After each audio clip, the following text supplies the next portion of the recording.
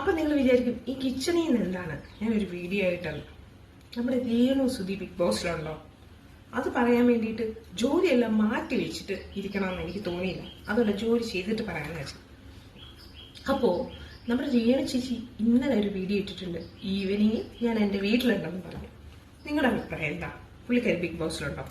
പുള്ളിക്കാരുടെ ഒരു സ്വഭാവം വെച്ചിട്ട് ഇങ്ങനെ പറഞ്ഞാലും ബിഗ് ബോസിൽ ഉണ്ടാവാനുള്ള സാധ്യതയുണ്ട്.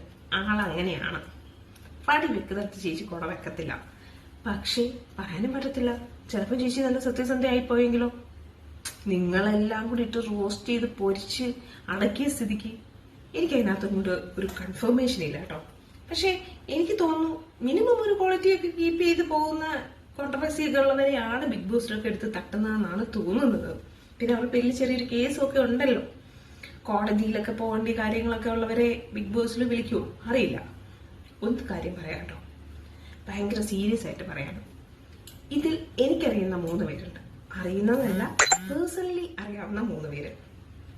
അതിലൊന്ന് നമ്മുടെ അപ്പാനി ശരത്ത്, രണ്ടാമത്തത് നമ്മുടെ ശാരിക, 3 ശൈത്യ സന്തോഷ്. ശരിക്കും പറഞ്ഞു കഴിഞ്ഞാൽ ഇന്ന് രാവിലെ നമ്മുടെ രേവതി ചേച്ചിയാണല്ലോ കറക്റ്റായിട്ട് ബിഗ് ബോസ് റിവ്യൂ ചെയ്യുന്നത്. രേവതി ചേച്ചിയുടെ റിവ്യൂവില് ശൈത്യയുടെ പേര് പറയുന്നിടം വരെ ഞാൻ ശൈത്യയുടെ പേര് പറഞ്ഞിട്ടുണ്ടായിരുന്നില്ല. ഞാൻ എല്ലായിടത്തും കമന്റ് ചെയ്യുന്നുണ്ടായിരുന്നു, ഇതൊന്നുമല്ല ഇനി ഒരാളുണ്ട്, നമുക്കത് പറയാൻ പാടില്ലല്ലോ. അവർ നമ്മളോട് ഫ്രണ്ട്സ് ആകുമ്പോൾ പറയരുത് എന്ന് പറയുന്ന കാര്യം പറയാതെ സൂക്ഷിക്കണ്ടേ. പക്ഷെ നമ്മുടെ ശൈത്യക്കുട്ടിയുണ്ട്, നമ്മുടെ ശാരികയുണ്ട്, പിന്നെ ആരുണ്ട്? അപ്പാനിശരത്തുണ്ട്. പേഴ്സണലി അപ്പാനിശരത്തിനെ സപ്പോർട്ട് നമ്മൾ ചെയ്യേണ്ട ആവശ്യമൊന്നുമില്ല. എനിക്ക് തോന്നുന്നു പുള്ളി മറ്റൊരു അൽഫിൽമാരാകാൻ വേണ്ടി പോവായിരിക്കും. പക്ഷെ റിവ്യൂ ആയിട്ട് ഞാൻ ഉണ്ട് കേട്ടോ. കാര്യം എന്റെ നല്ല അടുപ്പുള്ള 2 ഫ്രണ്ട്സ് ഇല്ലേ, അപ്പൊ റിവ്യൂ പറയേണ്ടത് ആവശ്യമില്ലേ? കാര്യം വ്യക്തിപരമായി നമുക്ക് അവരെ അറിയാം. അവരവരല്ലാതാണ് ഗെയിം കളിക്കുന്നതെങ്കിൽ ഉറപ്പായിട്ടും ഇത് ഫേക്ക് ആണെന്ന് പറയും. മറിച്ച് അവരവരായിട്ട് കളിച്ചാൽ അത് നിങ്ങളിലേക്ക് എത്തിക്കണ്ടേ? അതിനു വേണ്ടിയാണ്. ബിഗ് ബോസ് പൊതുവെ ആർക്കും ഇഷ്ടമല്ലെന്നറിയാം.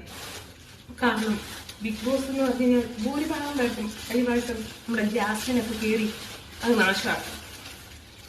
എന്റർടൈൻമെന്റ് ഉണ്ടായിരുന്നു കേട്ടോ, കാണാനൊക്കെ ഒരു ദിവസം ഉണ്ടായിരുന്നു. ഞാനും നിങ്ങളൊക്കെ കണ്ടതാണ്. കുറ്റം പറയെങ്കിലും നമ്മുടെ ഭാഗത്തൊപ്പിലെ ഇരിപ്പും ചിരി കളിയൊക്കെ നമ്മളൊക്കെ എൻജോയ് ചെയ്തതാണ്. ഇത്രയും മാർക്കറ്റ് ഉണ്ടാക്കി കൊടുത്തതും പാവം നമ്മുടെ ജാസ്മിൻ തന്നെ. ജാസ്മിൻ ഇല്ലായിരുന്നെങ്കിൽ കഴിഞ്ഞ ബിഗ് ബോസ് ഇല്ല. പിന്നെ നിങ്ങളൊരു കാര്യം അറിഞ്ഞു, നമ്മുടെ ലാലേട്ടൻ ഇപ്രാവശ്യം എന്താണ് പെങ്ങളൂട്ടിക്കളി ഉണ്ടെങ്കിൽ ഓടിക്കും, പിന്നെ ഫ്ലൈറ്റില് ബിസിനസ് ക്ലാസ്സിൽ പോകുന്നത് ഓടിക്കും, പിന്നെ എന്തൊക്കെയാണ് വാഴച്ചോട്ടിലെ പ്രണയം, ഇതൊക്കെ പറയുന്നുണ്ട്. പ്രണയം പോകുമ്പോൾ ഒരു പരിപാടി നടക്കുക കണ്ടറിയാം ലാലേട്ടനല്ല.